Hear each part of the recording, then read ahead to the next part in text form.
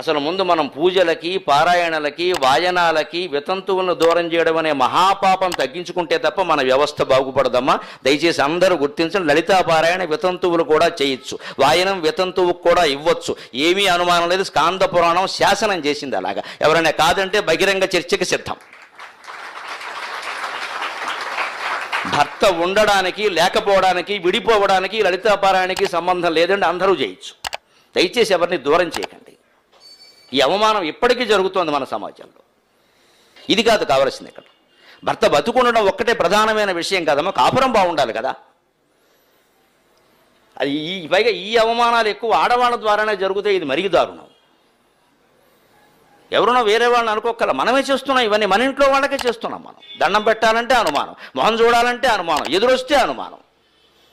తల్లిని మనం గౌరవించలేకపోతున్నాం, అక్కని మనం గౌరవించలేకపోతున్నాం వితంతు అనే కారణం చేత. మొగాడు విషయంలో అలా ప్రవర్తించట్లేదు. ఏ మొగాడైనా కనపడితే మీ ఆవిడుందా పోయిందా అని అడిగామా? ముందు సమాజంలో రావాల్సిన మార్పు ఇదండి. లలితా పారాయణకు కానీ, కుంకుమ పూజకు కానీ వితంతువులు అన్ని విధాలా అర్హులు. ఎవరికైనా అనుమానం ఉంటే బహిరంగ చర్చకి సిద్ధం. వ్యాసుడు ప్రమాణం, స్కాంద పురాణం ప్రమాణం. జీవితాంతం భర్త, పిల్లలు అనే కుటుంబ వ్యవస్థను నమ్ముకుని తన జీవితాన్ని త్యాగం చేసింది ఆవిడ. ఆవిడ్ని వితంతువు అని అంటారేమిటి? ఆవిడ శుభమూర్తి. ఆవిడని మీరు ఏ రకంగా అవమానించద్దు. తప్పనిసరిగా ఆ భర్త అయిన వాడు ఏ పుణ్యాలు చేసి ఏ లోకానికి వెళ్ళాడో, కేవలం కుటుంబానికి సేవ చేసిన కారణంగా ఈవిడ ఏమీ చేయకపోయినా ఆ లోకానికి వెడుతున్నాడు. అంత పుణ్యం చేసింది. ఇంట్లో ఉన్న కొడుకులకి, కోడళ్ళకి, కూతుళ్ళకి, అల్లుళ్ళకి, బంధుమిత్రులకి చెబుతున్నాడు వ్యాసుడు. ఆవిడ కన్నీళ్లు పెట్టిందంటే ఇల్లు మొత్తం గొడ్డుపోతుందని చెప్పి ఎట్టి పరిస్థితుల్లో ఆవిడ కన్నీళ్లు పెట్టకుండా చూడమన్నాడు. మనం శకునాల పేరు మీద, రకరకాల విషయాల పేరు మీద వితంతువుల్ని పైకి అవమానించకపోయినా లోపల భావంతో ఉంటున్నామంటే మన లలితా సహస్ర పారాయణలు పనిచేస్తాయి. అసలు అమ్మవారు మొత్తైదువు కాబట్టి ఆవిడ మొత్తైదువు అవ్వాలి. అయితే అమ్మవారి స్త్రీ అమ్మ, మగాళ్ళు ఎవరో గుళ్ళోకి వెళ్ళకండమ్మా, మేమందరం అనర్హులం అయిపోతాం. అదేమిటిది? అదేం మాట? అమ్మవారి స్థితి మనకు ఉంటుందా? మన సంస్కృతిలో ఎప్పుడు వీరు బతుకుండడం, వారు పోవడం, వీరు ఎలా ఉండడం ఇవేవి ముఖ్యం కాదండి. మనస్సు, సంస్కారం అది ముఖ్యం. అది ఒక్కడే మనం పక్కన పెట్టి ఈ సాంకేతిక విషయాలు పట్టించుకుంటాం మనం. అంతేకాదు ఇంకో మాట చెప్పాడు చాలా ఘాటుగా, గంగానదికి ఆవిడికి తేడా లేదన్నాడు. అందుకే పూర్వకాలపు పద్ధతుల్లో ఉన్నవాళ్ళందరూ ఇప్పటికీ వితంతువులైన పెద్దవాళ్ళని గౌరవించాలని గంగా భాగీరథి సమానురాలైన అక్కగారికి నమస్కారములు అందించవలను రాస్తారు. ఉత్తరంలో గంభాస అని రాస్తారు. అంత గౌరవించారు. గంగానదితో ఎందుకు పోల్చాను? గంగానదికి భర్త లేడు, వెరు వ్యాఖ్యానాలు చేయకండి. గంగానది నది అయితే భర్త సముద్రుడు, లేకపోవడం ఏంటి? అది నది అని మీరు అనుకుంటే భర్త సముద్రుడు. గంగానది స్త్రీ అని, స్త్రీ రూపంతో ఉందని చెప్పాలి. గంగ అంటే నది. నదులన్నిటికీ భర్త సముద్రుడే మన పద్ధతి ప్రకారం. భర్త లేకపోవడం, పైగా మామూలు వాళ్ళ భర్తలు ఉంటారు, పోతారు. గంగానది భర్త సముద్రుడు. భూమి పోయినా ఆయన పోడు, భూమి కూడా ఆయనలోకే పోతుంది. గంగానది నిత్య మొత్తైదు. ఆవిడంత సతంతు మొత్తైదు ఎవరు లేనే లేరు అసలు. నా గంగయాతయా భేదక. ఎందుకు గంగతో సమానం అన్నారు అంటే మన మనోభావాల్లో ఒక ఆధ్యాత్మిక చైతన్యం, అభ్యుదయ భావం రావడం కోసం చెబుతున్నానమ్మా ఒక సోదరుడుగా. ఎందుకు గంగతో సమానం అన్నారు? గంగానదిని దేవలోకంలో ఉన్నప్పుడు మందాకిని అంటారు, భూలోకంలోకి వచ్చాక భాగీరథి అంటారు. భగీరథుడు తీసుకొచ్చాడు కాబట్టి, తీసుకొచ్చిన వాడి పేరుతో తన పేరు మార్చుకుందండి ఆ తల్లి. ఆ బిడ్డ మీద ప్రవింత కష్టపడి నన్ను తీసుకొచ్చాడు, ఆయన పేరే నా పేరు ఏంటండి.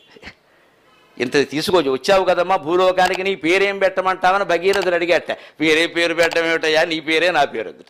ఎక్కడైనా తల్లి పేరో, తండ్రి పేరో, తాత పేరో కొడుకు పెడతారు. ఇక్కడ కొడుకు పేరే తల్లికి పెట్టారు. అందుకే వేరే పేరు ఏమిటయ్యా, నాకు నువ్వు తీసుకొచ్చినట్టుగా ఉండాలి కదా, నీ పేరే నా పేరు. నీ పేరు భగీరథుడు కదా, నా పేరు భాగీరథి అంది. ఎంత గొప్పదండి గంగాదేవి.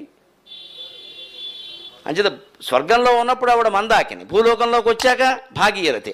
ఆవిడే పాతాళంలో ప్రవహించింది కదా. మరి సకల పుత్రులకి స్వర్గాన్ని అందించడం కోసం, ఉత్తమ గతుల కోసం 60,000 మందికి సద్గతులు కలిగే అప్పుడు ఆవిడ్ని భోగవతి అన్నారు. పాతాళంలో ఆవిడ పేరు భోగవతి. అంటే ఇక్కడ ఎందుకు చెబుతాడు వ్యాసుడు గంగకి, గంగానదికి, వితంతువుకి భేదం లేదయా, మీరు ఆవిడ్ని గౌరవించడం ఎందుకంటారు? గంగానది ఆకాశంలో ఉన్నప్పుడు మందాకిని అయినా, భూలోకంలో ఉన్నప్పుడు భాగీరథి అయినా, పాతాళంలోకి వచ్చాక భోగవతి అయినా ఆవిడ పవిత్రతకి ఏమీ ఆటంకం రాలేదు కదా. అలాగే ఈవిడికి భర్త ఉన్నా లేకపోయినా ఈవిడికి ఏమీ గౌరవం తగ్గవలసిన అవసరం లేదు. అందుకని గంగా భాగీరథి సమానురా. గంగ భాగీరథి అయినప్పటికీ తన గౌరవాన్ని కోల్పోనట్టే సతంతువైనా వితంతువైనా స్త్రీ గౌరవాన్ని తగ్గించాల్సిన అవసరం లేదండి. అందుకు మన శాస్త్రమే అంగీకరించదు.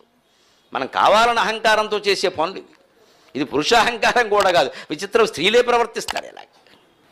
అంటే పురుషులైనా స్త్రీలైనా అందరం మార్చుకోవాల్సిన విషయం. సాక్షాత్ గౌరీదేవితో సమానం అనడమా? ఇప్పుడు బొట్టెట్టాలో పెట్టకూడదు, వాయన ఇవ్వకూడదు, మీరే నిర్ణయించుకోండి, నేను చెప్పక్కల. ఆవిడ సాక్షాత్ గౌరీదేవితో సమానం. అంతేకాదు, కాస్త జ్ఞానం ఉన్నవాడు ఎవడైనా సరే ఆవిడని పూజిస్తాడు అన్నాడు. పూజించవలసిన వాళ్ళని అగౌరవిస్తుంటే మన ఇంట్లో శుభాలు ఎలా జరుగుతాయండి? స్త్రీలను గౌరవించడం అంటే ముత్తైదువులను గౌరవించడం కాదమ్మా. స్త్రీ ఏ స్థితిలో ఉన్నా గౌరవించడం. పెళ్ళవని, కాకపోని, విడిపోని, వితంతువని మనకు అనవసరమైన విషయాలు. ఆవిడ వ్యక్తిత్వం, ఆవిడ సంస్కారం, ఆవిడ విద్య, అది ఏదో మనకు అవసరం అండి. దాని గురించి గౌరవిస్తాం. మిగిలిన విషయాలు మనకి దేనికి?